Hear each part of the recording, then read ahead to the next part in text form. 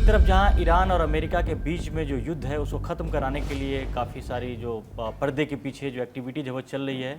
Iran अपनी कुछ शर्तें रख रहा है और अमेरिका उसको मानने को तैयार नहीं है। और ईरान के जो विदेश मंत्री हैं वो 48 घंटों में 3 बार पाकिस्तान जा चुके हैं। वहीं एक ऐसी खबर आ रही है रूस से। आपको पता चला होगा कि कुछ दिन पहले ऐसी बात चल रही थी कि पाकिस्तान के नाकाम होने के बाद रूस जो है ईरान और अमेरिका के बीच में मीडिएट कर सकता है। उसमें पुतिन काफ़ी एक्टिव दिख रहे थे, पुतिन ने ऑफर भी किया था। लेकिन एक बीच में ऐसी खबर आ रही है कि जो कि पुतिन की नींद उड़ाने वाली खबर है। उनके ही एक समर्थक हैं इल्या रेमेस्लो, उन्होंने ये दावा किया है कि जो पुतिन है वो काफ़ी कमज़ोर हैं, वहाँ पर हो चुके हैं, उनके खिलाफ काफ़ी गुस्सा है। जो बड़े बड़े नेता हैं रूस के अंदर में उनके खिलाफ हैं और 1 साल के अंदर उनकी जो सत्ता है वो उनसे छीन ली जाएगी और कोई दूसरा जो है रूस का वो राष्ट्रपति बनेगा, वहाँ का वो बनेगा, वहाँ जो भी है आगे आकर के वो सत्ता संभालेगा। और ये दावा करने वाला कोई और नहीं बल्कि ये जो दावा कर रहे हैं उनके काफ़ी क्लोज वो रहे हैं, सपोर्टर रहे हैं और वो काफ़ी ऐसी बातें बोल रहे हैं कि जो कि रूस के लिए या पुतिन के लिए काफ़ी खतरनाक भी है। उन्होंने ये भी दावा किया है कि जो रूस यूक्रेन के बीच में जो युद्ध हुआ उसमें कम से कम 12 लाख जो रूसी सैनिक है या तो मारे गए या तो गायब हैं या मतलब उनके बारे में कोई खबर नहीं, इस तरह की चीज़ें आ रही हैं। तो ये एक तरफ तो बात चली थी संजय जी कि कहाँ पुतिन मीडिएट करेंगे अमेरिका ईरान के बीच में, और काफ़ी कम से कम ये जो लड़ाई छिड़ी उसमें सबसे ज़्यादा जो दिखा कि रूस को सबसे ज़्यादा फायदा हुआ और पुतिन काफ़ी स्ट्रांग दिखे। लेकिन अगर इस तरह का कोई दावा अगर कोई रूस की तरफ से अगर कर रहा है तो ऐसा भी नहीं कि उसको हम खारिज इसलिए कर सकते हैं कि वो उनका विरोधी हो सकता है या कोई, लेकिन जिस तरह की बातें उसने अंदर की बातें बताई हैं। और एक बात तो साफ है कि पिछले कुछ सालों में पुतिन के पास छुपाने के लिए बहुत कुछ है। कई बार उनकी हेल्थ को लेकर खबरें आती रहीं, कुछ रूमर्स आते रहे, कई बार ऐसा लगा कि पुतिन चीज़ों को बाहर नहीं आने देना चाहते हैं। लेकिन कुछ ना कुछ तो ऐसा रूस में है जिसको पुतिन ही बाहर नहीं आने देना चाहते हैं। और उनकी उम्र भी हो गई है, बीमारी का भी वो चीज़ आ रही है। लेकिन क्या इसको हमें मान के इसको सीरियस लेना चाहिए क्या? नहीं, देखिए ये 2-3 चीज़ें हैं। एक तो क्या है कि पुतिन की उम्र 80 साल के ऊपर हो रही है, नंबर 1 चीज़। दूसरे रूस में बिल्कुल चाइना की तरह है यह कि उसमें एक ऐसा एक आवरण, बहुत मोटा आवरण होता है जिसके पीछे मतलब उस पर आप नहीं जा सकते, पता नहीं कर सकते हैं। तो उसी तरह से पुतिन का, और पुतिन के साथ ये भी है कि वो चूंकि केजीबी के एक बहुत ही आला जासूस रह चुके हैं, इसलिए सारे सीक्रेट्स को मेंटेन करना वो जानते हैं। उनकी तबीयत खराब होने की चर्चाएं आती रही हैं कि उनकी तबीयत खराब है, दूसरी और चर्चाएं आती रही हैं। तो ये सारी चीज़ें हैं। लेकिन ये बात सही है कि उन्होंने अपना जो शिकंजा है सत्ता पर वो इतने मजबूत तरीके से कस के रखा हुआ है कि अभी तो लगता नहीं कि कोई उनके आसपास पहुंच सकता है। ये बिल्कुल उसी तरह से है जब रूस में 50 के दशक में स्टालिन हुआ करते थे। स्टालिन का जो सत्ता पर कब्जा था इतना ज़्यादा मजबूत था कि कोई उसके आसपास फटक नहीं पाता था। और जैसे ही स्टालिन को ये लगता था कि ये मेरी सत्ता को चुनौती दे सकता है, वो रातों रात या तो गायब हो जाता था या मरवा दिया जाता था। और स्टालिन ने हजारों लोगों को मरवाया रूस सोवियत संघ में। ये उनके ऊपर आरोप है।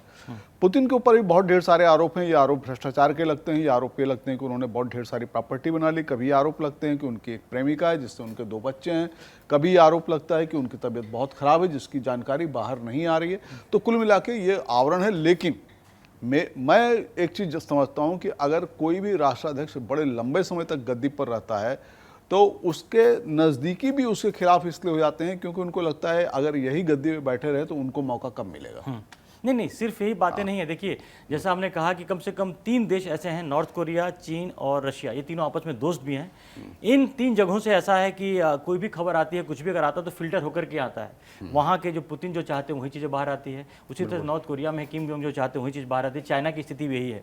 तो हमें तो बाहर से तो बहुत चीज़ें अच्छी दिखती हैं कि रूस में बहुत अच्छा चला। हमें मान के चल रहे हैं कि अमेरिका ईरान के बीच में लड़ाई चल रही है, रूस काफ़ी तेल बेच रहा है, वहाँ पर की स्थिति बहुत अच्छी होनी चाहिए। लेकिन हमें साथ साथ ये भी नहीं भूलना चाहिए कि पिछले 4 साल से यूक्रेन के साथ रूस की लड़ाई चल रही है, उसमें रूस को काफी नुकसान हुआ है। रूस के अंदर महंगाई भी काफी बढ़ी है। तो खबरें जब आई हैं कि 20% करीब वहां पर महंगाई भी बढ़ी है। तो ऐसा भी नहीं है कि वहां सब कुछ रोजी ही होगा, ऐसा भी नहीं है। और जैसा आपने खुद ही बोला कि उनकी उम्र भी हो गई है, बीमारी का भी वो बीमारी भी उनको काफी परेशान करती रही है। तो ऐसा भी नहीं कि ग्रिप आज से जो 10 साल पहले या 5 साल पहले जितने पुतिन स्ट्रांग होंगे उतने ही स्ट्रांग अभी भी होंगे।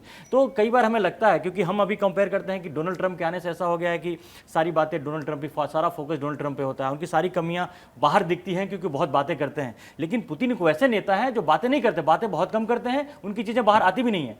ऐसे में अगर इस तरह की चीजें अगर आ रही हैं तो कहीं अलार्मिंग तो है, ऐसा भी नहीं कि इसको नकारा जा सकता है कि अलार्मिंग नहीं है।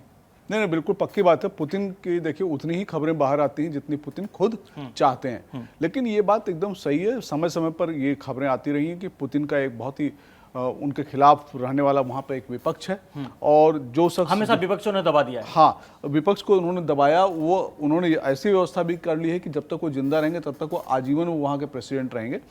लेकिन ये जो खबर अभी आई है, जो ये उनके समर्थक हैं रेमेलिया, हाँ, इनका नाम उन्होंने एक इंटरव्यू दिया, उस इंटरव्यू में इसको जग जाहिर किया। एक जमाने में ये उनके बहुत खास समर्थक थे, उसके बाद पिछले साल या 1-1.5 साल पहले ये उनके विरोधी हो गए और उनको चुनौती देना शुरू कर दिया।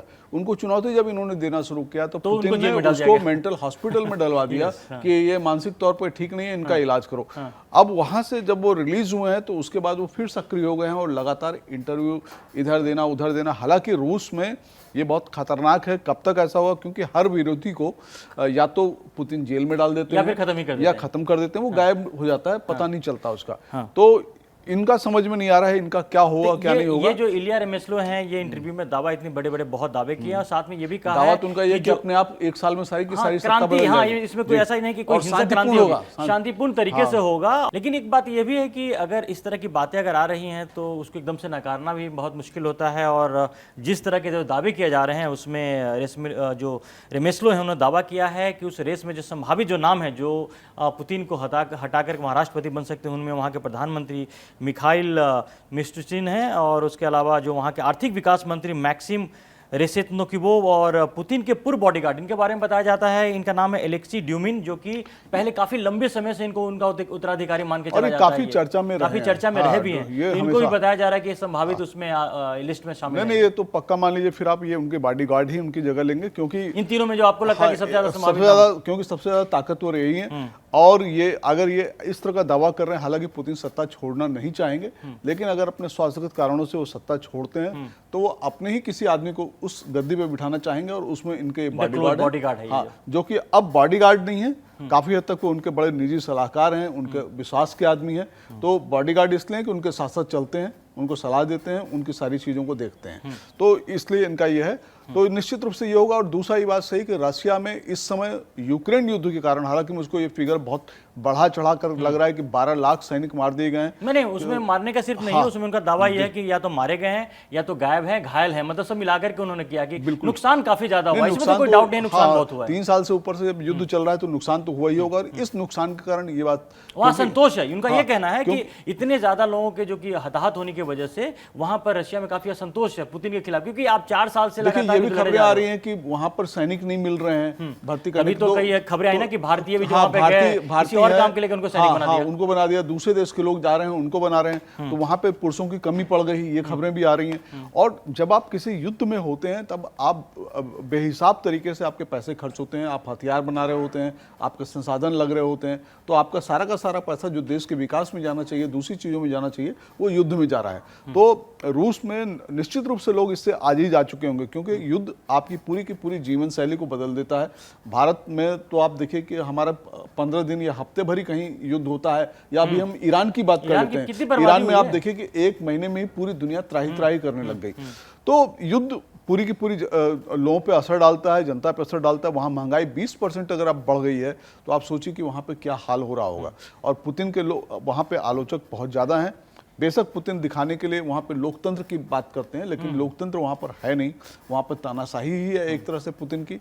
लेकिन सत्ता परिवर्तन इतना आसान भी नहीं है, आसान नहीं होगा। लेकिन एक बात तो है कि जिस तरह से पुतिन के लिए बड़ा ही अभी का सिचुएशन बड़ा उनके फेवर में जा रहा था, क्योंकि डोनाल्ड ट्रंप काफ़ी ज़्यादा उनकी आलोचना हो रही थी, उनकी जो ईरान के साथ युद्ध हुआ उसकी वजह से भी, और उसके पहले भी लगातार बयानबाजी जैसे कर रहे थे और जिस तरह से दुश्मनी लोगों से मोल रहे थे, उसमें पुतिन अपने आप को एक ऐसे नेता के तौर पर सामने ला रहे थे जहाँ पर उनकी जो एक्सेप्टेंस है वो भी बढ़ रही थी। लेकिन अगर इस तरह की खबर आती है, जैसे अभी ईरान युद्ध में भी अचानक जब हालत बहुत ख़राब हो गए तो पुतिन आते हैं, कहते हैं कि ठीक है रूस मध्यस्थता करने के लिए तैयार है, ईरान की हेल्प के लिए वो आए हैं। और कहा भी जा रहा है कि जो मुजब्बा खामनेई हैं वो रशिया में उनको रखा गया, उनका इलाज चल रहा है। तो मिलाजुला करके एक तरह से सेवियर के तौर पर बाहर आए थे, पुतिन आए थे। लेकिन इस बीच में अगर इस तरह की ऐसी, क्योंकि बहुत लंबे समय के बाद ऐसा आया है कि पुतिन के खिलाफ ऐसी खबर आई है जो उनके लिए कम से कम ठीक है, क्या वो उसको मना कर कह सकते हैं कि उसको आदमी पागल है, उसको हमने पागल खाना में रखा या जेल हॉस्पिटल में रखा, उसके बाद बयानबाजी कर रहा है या कुछ बयान ऐसा ऐसा दे रहा है,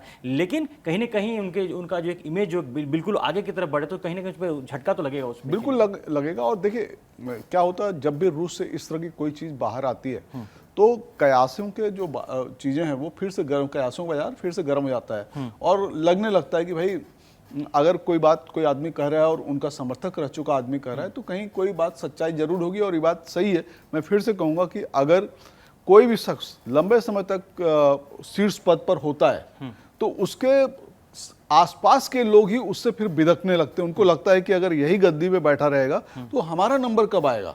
और ये भी है कि युद्ध के चलते वहां पर तमाम नेताओं को जो सुविधाएं मिलती थी, उनको जो पैसे मिलते थे, उसमें कमी आई है।